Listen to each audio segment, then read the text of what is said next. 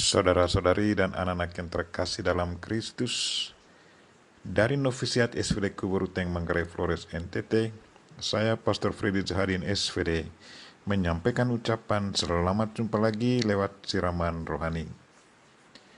Hari ini Jumat 11 Februari 2022, Hari Orang Sakit Sedunia.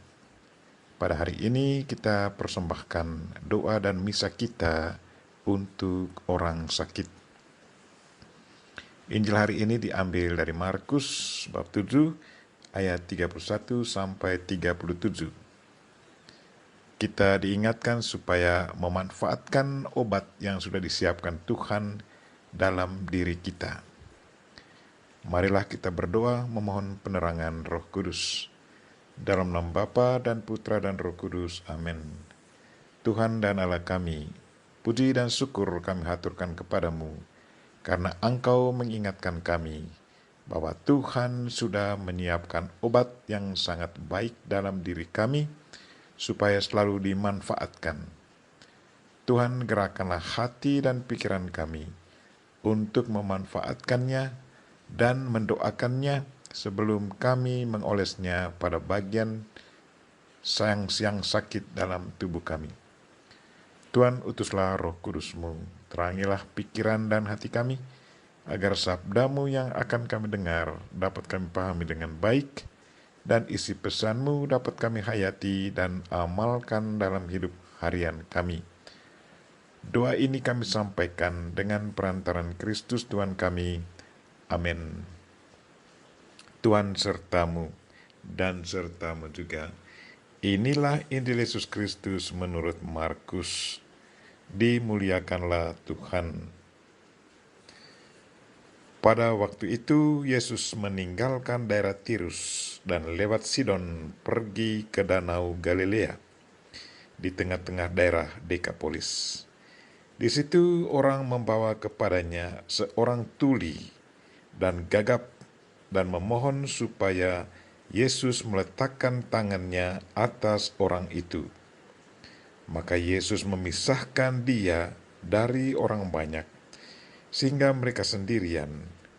Kemudian ia memasukkan jarinya ke telinga orang itu, lalu meludah dan meraba lidah orang itu. Kemudian sambil menengadah ke langit, Yesus menarik nafas dan berkata kepadanya, "Efata," artinya terbukalah. Maka terbukalah telinga orang itu, dan seketika itu terlepas pulalah pengikat lidahnya. Lalu ia berkata-kata dengan baik. Yesus berpesan kepada orang-orang yang ada di situ supaya jangan menceritakannya kepada siapapun juga. Tetapi makin dilarangnya mereka, makin luas mereka memberitakannya. Mereka takjub dan tercengang dan berkata, "Ia menjadikan segala-galanya baik. Yang tuli dijadikannya mendengar, yang bisu dijadikannya berbicara." Demikianlah sabda Tuhan. Terpujilah Kristus. Saudara-saudari dan anak-anak yang terkasih dalam Kristus, tema renungan kita hari ini ialah manfaatkanlah obat yang sudah disiapkan Tuhan dalam diri kita. Hari ini kita mendengar bahwa Yesus menyembuhkan seorang yang tuli dan gagap.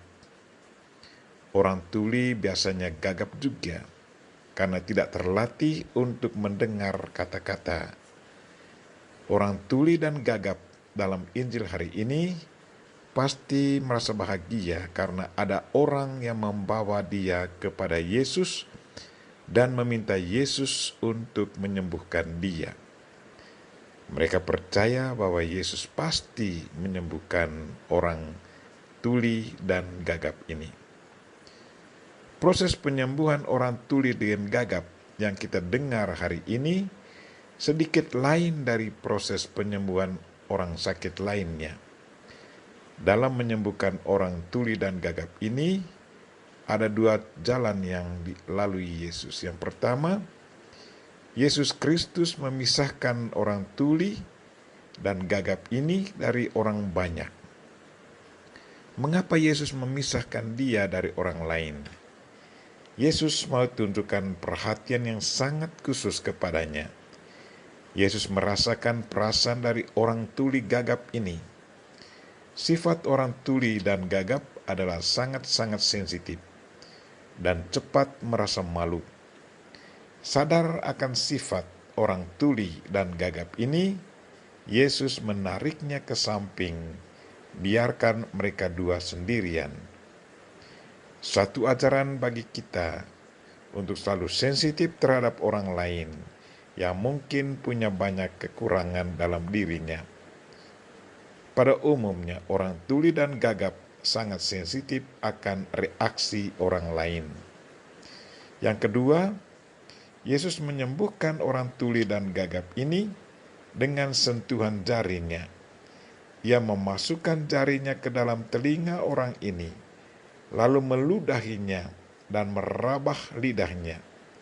Kemudian sambil menengadah ke langit, Yesus menarik nafas dan berkata, "Terbukalah." Maka terbukalah telinga orang itu dan terlepaslah pula pengikat lidahnya, lalu ia berkata-kata. Yang sangat menarik dari cara penyembuhan Yesus kali ini adalah dia meludahi telinga orang tuli. Rupanya Yesus tahu bahwa air ludah manusia punya khasiat yang sangat kuat untuk menyembuhkan telinga dan yang tuli. Karena itu, ia memanfaatkannya sebagai obat untuk menyembuhkannya. Pada tanggal 14 Juni 2021, sebelum mendapat vaksin yang kedua, tensi darahku diperiksa. Karena tensinya tinggi, maka dokter yang melayani saya menyuruh saya untuk menelan 1 tablet obat darah tinggi. Dia meminta saya supaya sebelum diminum, saya harus menyimpan obat itu di bawah lidah. Maksudnya agar obat itu dilumasi dulu dengan air ludah. Katanya, obat yang dilumasi air ludah khasiatnya akan lebih kuat. Benarlah demikian. Sesudah 1 jam, tensi saya diukur kembali dan tensi darahku kembali turun. Saudara-saudari dan anak-anak yang terkasih dalam Kristus, Tuhan sesungguhnya sudah menyiapkan obat dalam diri kita. Tuhan mengharapkan agar obat itu digunakan. Air ludah adalah satu obat yang sudah diberikan Tuhan untuk kita. Supaya khasiat air ludah itu semakin kuat, maka air ludah itu harus didoakan. Itulah yang sudah ditunjukkan Yesus Kristus kepada kita hari ini. Yesus memanjatkan permohonan kepada Bapanya.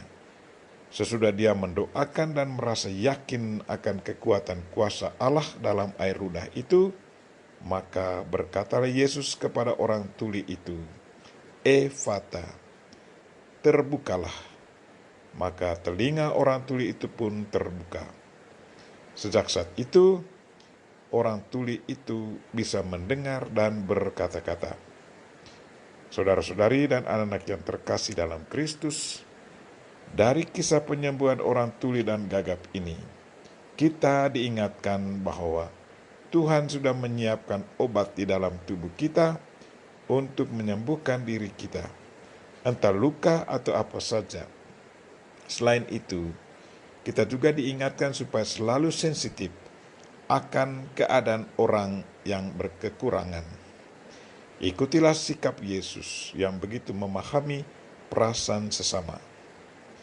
Kita memohon Bunda Maria untuk mendoakan kita, secara khusus mendoakan orang sakit yang kita ingat dalam hari ini. Amin. Marilah kita mohon berkat Tuhan. Tuhan sertamu dan sertamu juga. Semoga saudara sekalian Dan mereka-mereka yang kita doakan pada hari ini secara khusus, orang-orang sakit, dan segala aktivitas kita sepanjang hari ini, diberkati oleh Allah yang Maha Kuasa, Bapa dan Putra dan Roh Kudus. Amin.